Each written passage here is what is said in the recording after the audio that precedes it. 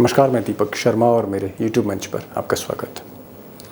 दोस्तों, बीजेपी के जो सबसे मजबूत किले, मजबूत गढ़ हैं, वहीं आजकल खतरे के बादल मंडरा रहे हैं। मिसाल के तौर पर सबसे ज़्यादा सीटों वाले उत्तर प्रदेश, यूपी या फिर बिहार या फिर मध्य प्रदेश, राजस्थान, महाराष्ट्र, इन मजबूत गढ़ों में बीजेपी, मोदी और शाह की सीटें फंसी हुई हैं। इसका नतीजा ये है कि पार्टी में बेचैनी है, कार्यकर्ता काडर बेलगाम हो चुका है और हाल ये है कि अमित शाह, जी हाँ, मोदी के चाणक्य, बीजेपी के मोदी के बाद सबसे ताकतवर नेता अमित शाह की बात आजकल नहीं सुनी जा रही है।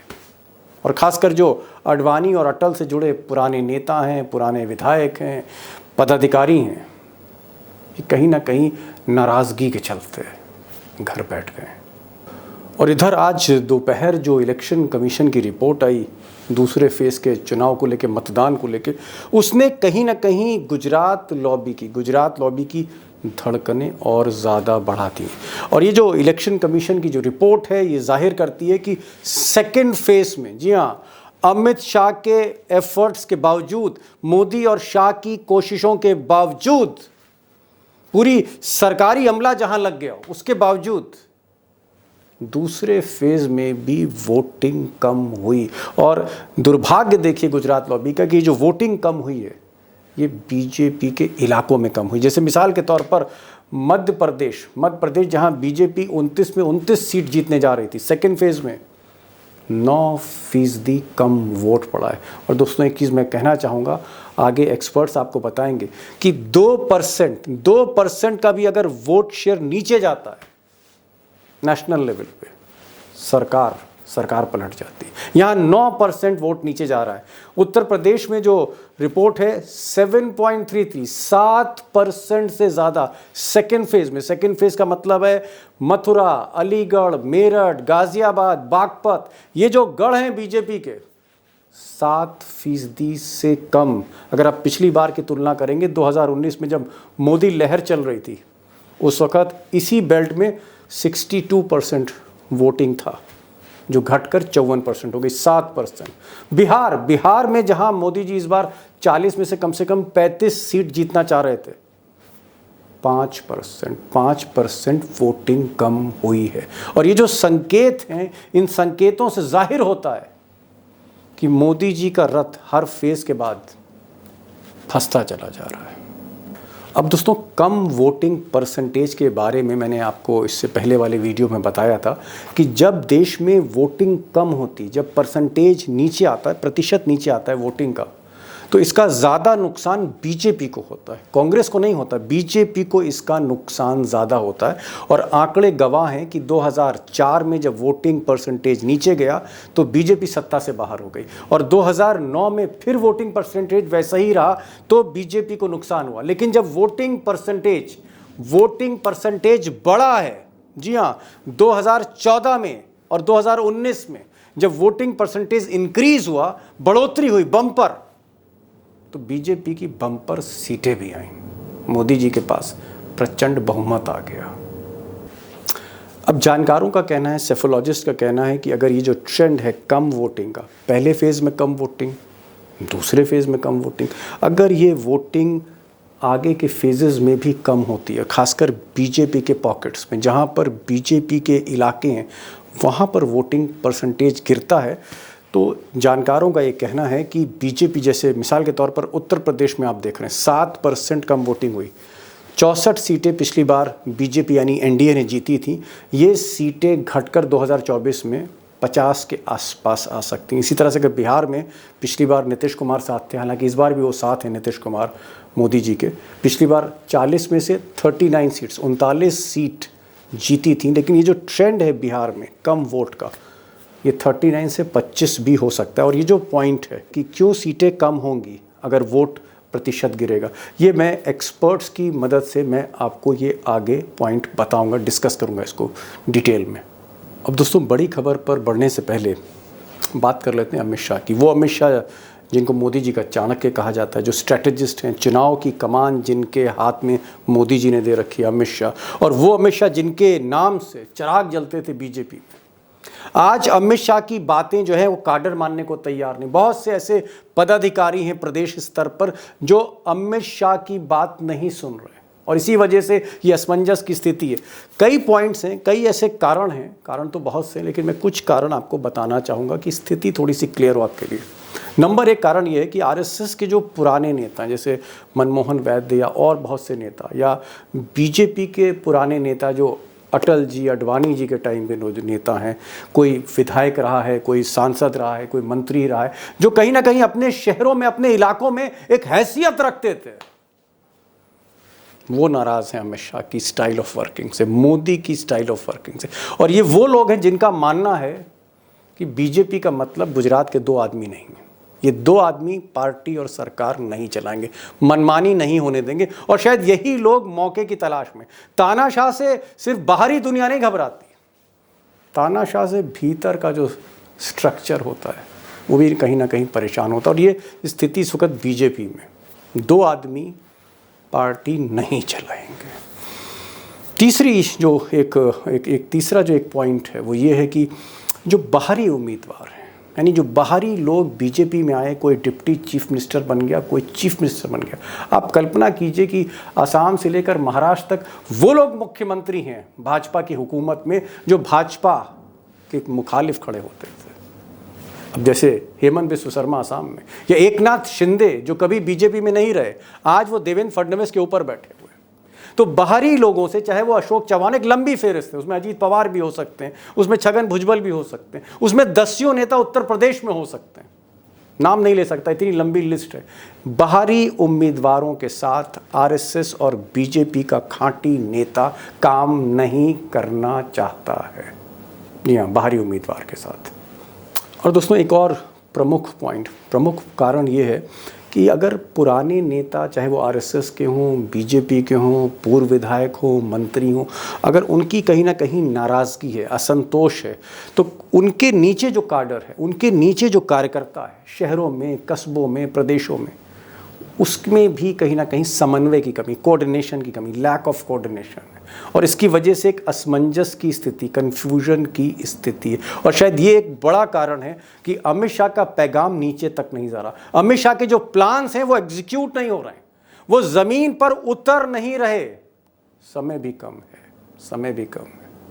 अब दोस्तों एक और अहम बात ये है कि ये जो कम मतदान का प्रतिशत है, अगर ये तीसरे चरण में, मतदान के तीसरे चरण में जो 7 मई को होगा, अगर ये सिलसिला, ये ट्रेंड कम वोटिंग का जारी रहा, खासकर बीजेपी के इलाकों में, बीजेपी के पॉकेट्स में, बीजेपी के स्टेट्स में जहां बीजेपी स्वीप करती आई है, अगर ये ट्रेंड जारी रहा तीसरे फेज में, चौथे फेज में, तो एक चीज़ तय है कि मोदी जी का जो रथ है वो दलदल में फंसने जा रहा है। और इसी को लेकर आज मैं इस सवाल को डिकोड करूंगा कि क्या ये वोटिंग परसेंटेज जो आज रिपोर्ट जारी हुई है चुनाव आयोग की, जो बीजेपी के लिए बहुत, आप कह सकते हैं, परेशानी का सबब है, इतना कम वोटिंग परसेंटेज पिछले 20 साल में नहीं हुआ है जो हम देख रहे हैं पिछले 2 फेज़ों में।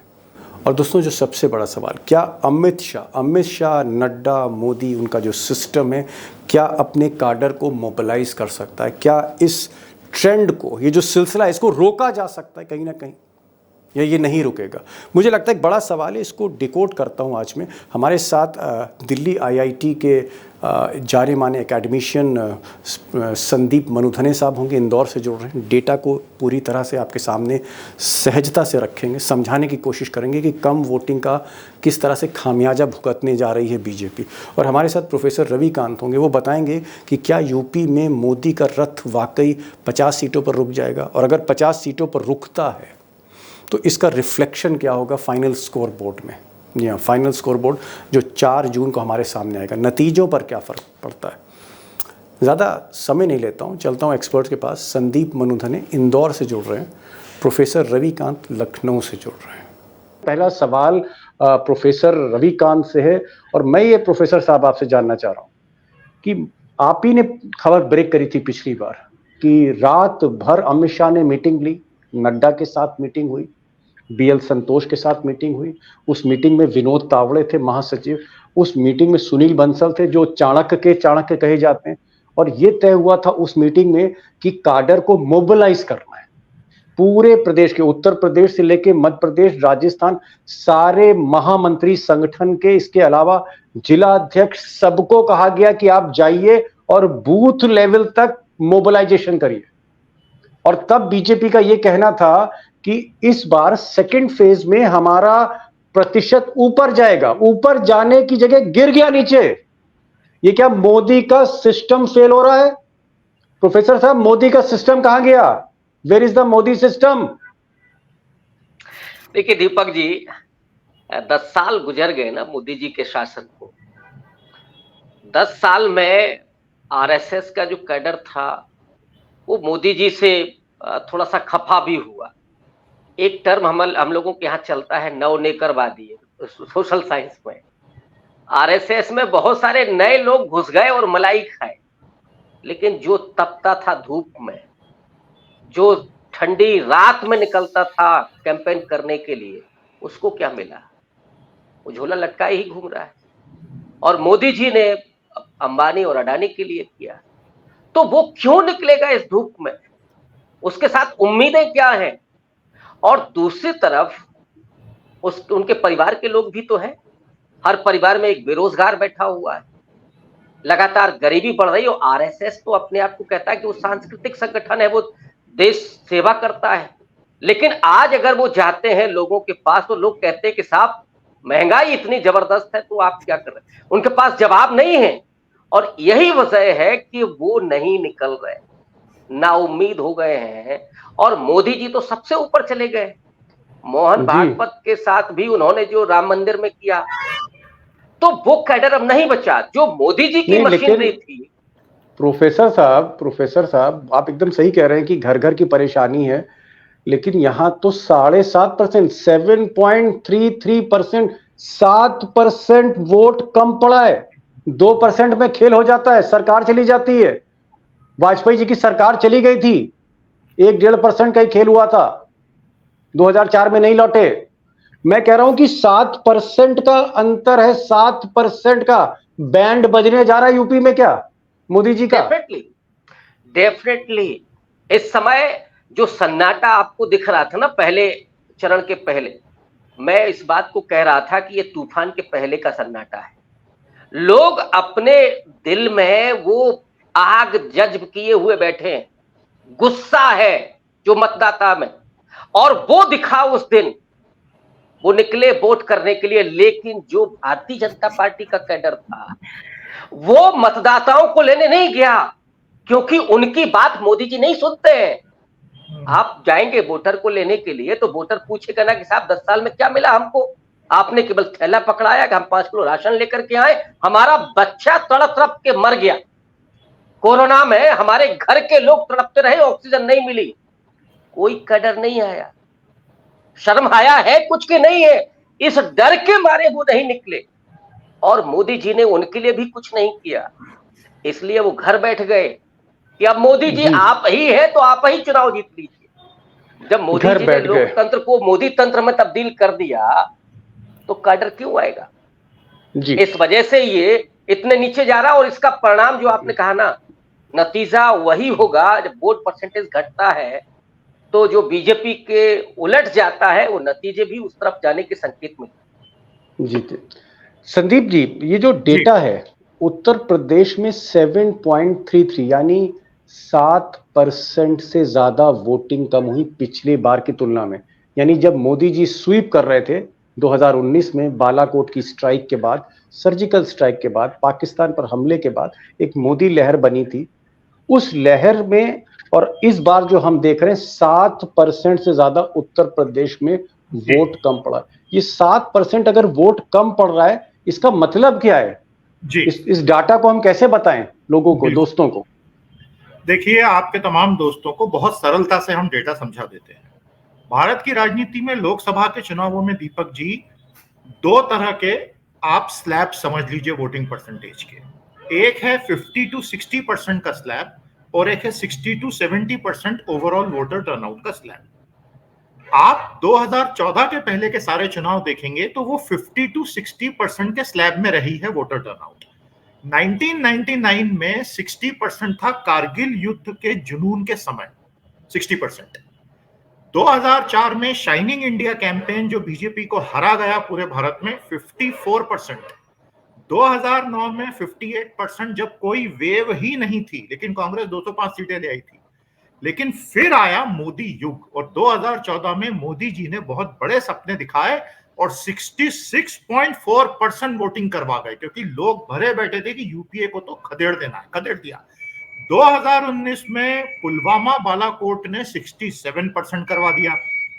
आज 2024 में 2 फेज होने के बाद ऐसा मानना है लोगों का कि हम फिर से 50-60% वाले स्लैब की तरफ लौट जाने वाले हैं। हालांकि ये अभी सिर्फ 2 फेज हुए हैं, मुझे कम से कम 2 फेज और देखने पड़ेंगे, तभी मैं इस पे पक्का कह पाऊंगा। लेकिन अगर यही ट्रेंड रहा तो आप ये मान लीजिए कि मोदी युग शुरू होने से पहले वाला युग लौट के आने वाला है, जब 50 से 60% के बीच ही वोटिंग होती थी। अब मैं आपको एक चीज और बता दूं, अभी तक इस तरह की एग्जैक्ट रिसर्च किसी ने भी जारी नहीं की है सीट वार कि भाई परसेंटेज बढ़ता है घटता है तो एग्जैक्टली किस पार्टी को फायदा होता है, क्योंकि भारत इतना बड़ा देश है कि कोई एक पार्टी का यूनिफॉर्म है नहीं, आप जानते हैं। लेकिन इतना मैं जरूर कहूंगा कि अगर आप ये बोलेंगे कि भाई क्या कारण है कि आखिर वोट परसेंटेज इस गति से गिर रहा बड़े बड़े राज्यों में यूपी जैसे, तो मुझे उसके कम से कम 6 से 7 कारण बिल्कुल साफ दिखाई देते हैं, इसमें कोई डाउट नहीं। कारण नंबर 1 हीट वेव है, हीट वेव एक्चुअली है और चुनाव तो वो तो पिछली बार भी था, पिछली बार भी साहब गर्मी थी, मई का महीना था, अप्रैल का महीना था, सूर्यदेव जो है, सूर्यदेव ने कोई रहम नहीं बरता था पिछली बार भी। दीपक भाई, भारत की क्लाइमेटिक कंडीशंस 2022 के बाद बहुत विपरीत हो गई हैं। 2022, 23, 24 में हीट वेव उससे पहले से बहुत अलग और बहुत क्लिष्ट होती जा रही हैं। आईएमडी का रिकॉर्ड उठा के देखिए, उसमें वार्निंग्स हैं कि आने वाले सालों में ये और बिगड़ेगा। चलिए मान लिया थोड़ी गर्मी बढ़ गई, हाँ, तो उससे आप काफी सारे लोग निकलना बंद हुए, पहली बात एक। दूसरा इसके अंदर बड़ा है over centralisation of the party. देखिए, आज अगर हम ये कहें कि बीजेपी का पूरा इंदिराकरण हो गया है तो गलत नहीं होगा। इंदिरा गांधी ने जैसा सेंट्रलाइजेशन किया था, मोदी जी उसको भी 4 कदम आगे ले गए और इसकी वजह से क्या होता है, पूरे पार्टी काडर में ऊपर से नीचे तक इनिशिएटिव की कमी हो जाती है। जब सारे डिसीजंस ऊपर से होने तो आदमी इनिशिएटिव लेना बंद कर देता है। ये दूसरा कारण है। तीसरा कारण ये हुआ है दीपक जी कि अगर बीजेपी के खिलाफ वोट पड़ेंगे तो ये जो रिजर्वेशन कैंसिल होगा, उस चक्कर में थोड़ा बहुत इनको नुकसान होता बिल्कुल साफ दिखाई दे रहा है। ठाकुरों और क्षत्रियों में जो गुस्सा है, वो बड़ा वोट या तो वोट डालने नहीं जा रहा है या इनके खिलाफ डाल रहा है। कल तक ऐसा लग रहा था कि ये सिर्फ बनी बनाई बातें हैं, लेकिन रूपाला जी की जो बार बार अपॉलॉजीज आ रही हैं वो साबित करती है कि ये बीजेपी को चोट दे रहा है।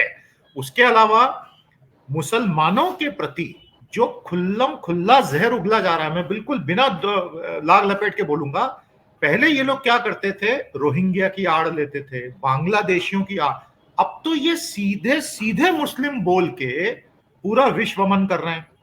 भारत का हिंदू ये सहन नहीं करता है, आप ये जान लीजिए। इतना ज्यादा जहर अगर उगला जाएगा तो बहुत से लोग रिपल्स हो जाएंगे कि यार ये क्या चल रहा है, और वो वोट डालने ही नहीं जाएंगे।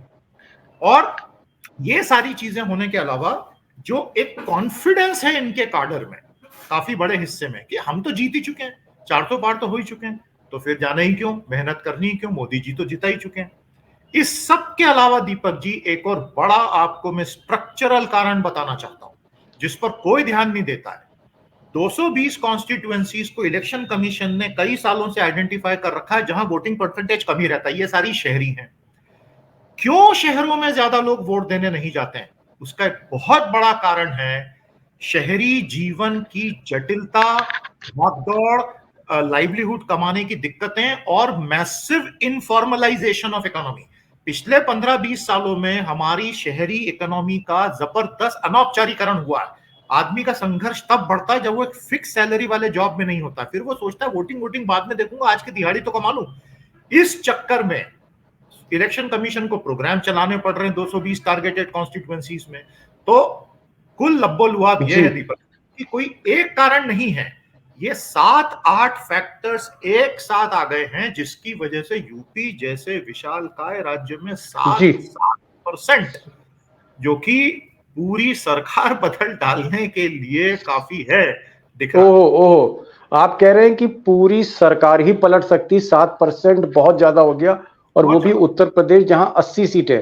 यानी उत्तर प्रदेश जो जीता वो देश जीता। लेकिन उत्तर प्रदेश की जो स्थिति डॉक्टर साहब हम देख रहे हैं, प्रोफेसर रविकांत, आपको क्या लगता है कि अगर ये जो मनुधने साहब बता रहे हैं और ये कह रहे हैं कि ये अगर ट्रेंड जारी रहा, यानी तीसरे फेज में, चौथे फेज में, पांचवे में अगर ये वोट कम पड़ते चले गए, गर्मी बढ़ती चली गई, काडर नहीं निकला, अमित शाह की कोई सुन नहीं रहा है, मोदी की कोई सुन नहीं रहा है इस वक्त, इससे तो यही जाहिर हो रहा है कि पार्टी में अराजकता है। आपको क्या लगता है कि अगर 240 250 पे मोदी आए तो फिर गडकरी और राजनाथ ही बदल देंगे क्या मोदी को? जो हाल है पार्टी का इस वक्त, कोई नहीं सुन रहा, अमित शाह की कोई नहीं सुन रहा। पहली बार मैं देख रहा हूं 10 साल में अमित शाह गुहार पे गुहार लगा रहे हैं। पदाधिकारी नहीं सुन रहा, जिला अध्यक्ष नहीं सुन रहा, मंडल अध्यक्ष नहीं सुन रहा, कोई नहीं सुन रहा है, काडर चुपचाप बैठा हुआ है। तो आपको क्या लग रहा है कि अगर 250 पे ये रथ रुका तो क्या भाजपा के लोग ही मोदी जी का रथ बदल देंगे, घोड़ा बदल दिया जाएगा? लेकिन 250 पहुंचे तब ना। ओहो, रथ में घोड़ा तो तब बदला जाएगा जब 250 पहुंचेगा। यहां तो ये आलम है कि आप 200 पार कर लें तो बहुत बड़ी बात हो। ये लू जो चल रही है, जो गर्मी है, लोगों का गुस्सा भी है, इसी टेम्परेचर पर लोगों का गुस्सा है, और वो अपना वोट करने के लिए जा रहे हैं। लेकिन जो मिडिल क्लास है, अपर मिडिल क्लास है, जो खास करके बीजेपी का वोटर है, और दूसरा एक और वोटर उत्तर प्रदेश को अगर हम ध्यान में रख करके कहें कि जो अभी 22 जनवरी को पूरा भगवा लेकर के आया था, वो आपको जोश कहीं नहीं दिख रहा।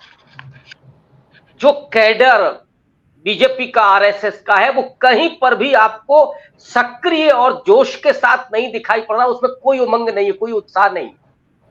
बल्कि उत्तर प्रदेश में तो वो भी एक फैक्टर है कि योगी से बैर नहीं और मोदी तेरी खैर नहीं, ये भी चल रहा है ना जी। उत्तर प्रदेश में। तो वो कैडर है, वो राजपूत भी है, वो साइलेंट वोट पर है।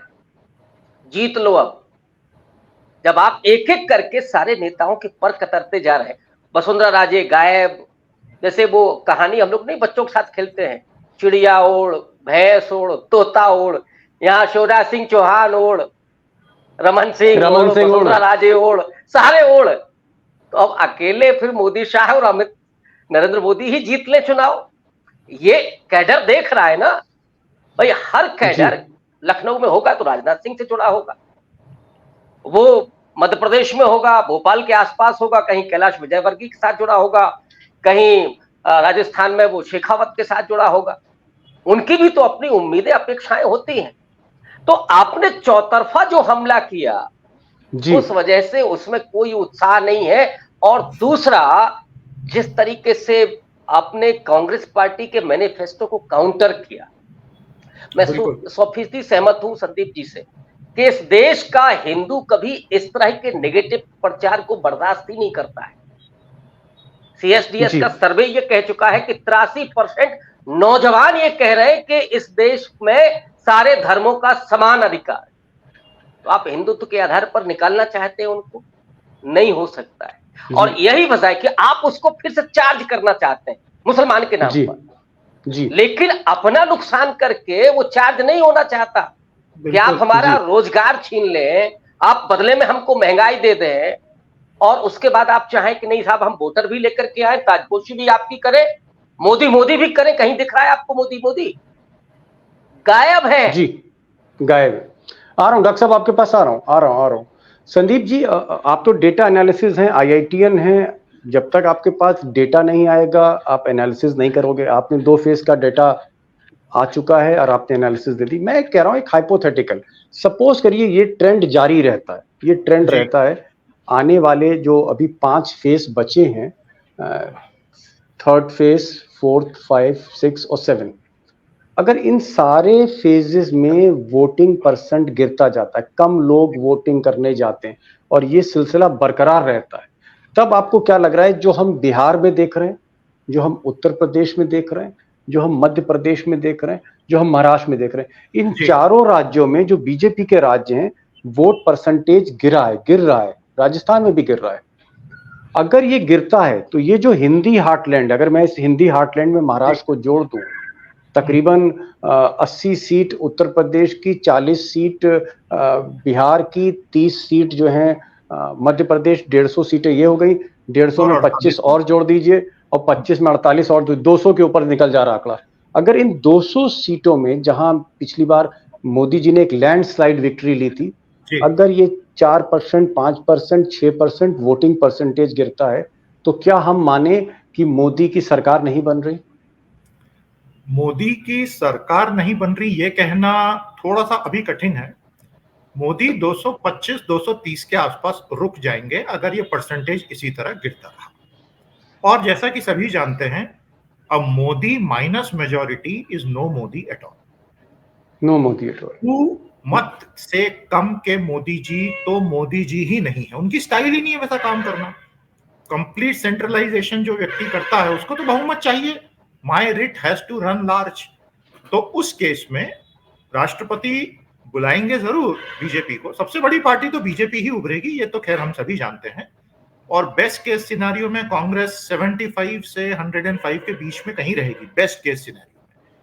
तो अगर बीजेपी 200 से 230 के बीच में कहीं रुकती है तो फिर उसको 2-3 बड़े अपने पार्टनर इकट्ठे करने पड़ेंगे, क्योंकि एनडीए में बीजेपी के अलावा तो कोई है ही नहीं।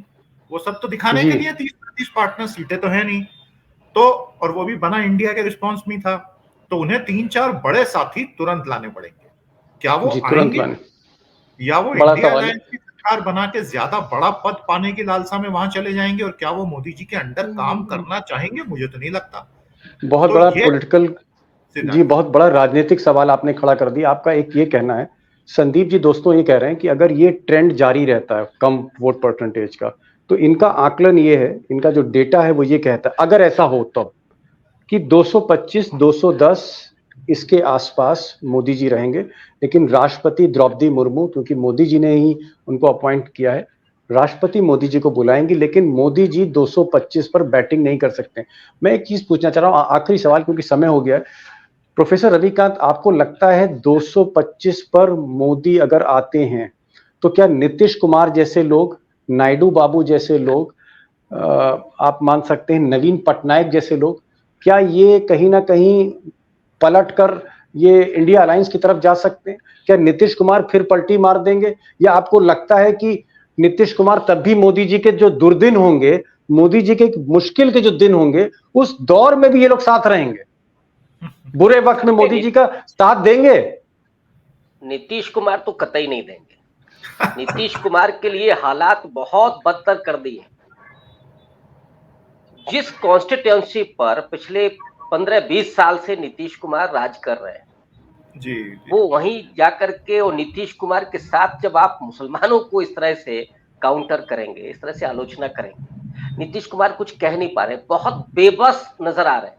और इसलिए मुझे लगता है कि नीतीश कुमार एक सेकंड नहीं रुकना चाहिए। और नीतीश कुमार के लिए नायडू बाबू, नवीन पटनायक, नायडू बाबू, ये भी मोदी के बुरे वक्त में साथ नहीं देंगे?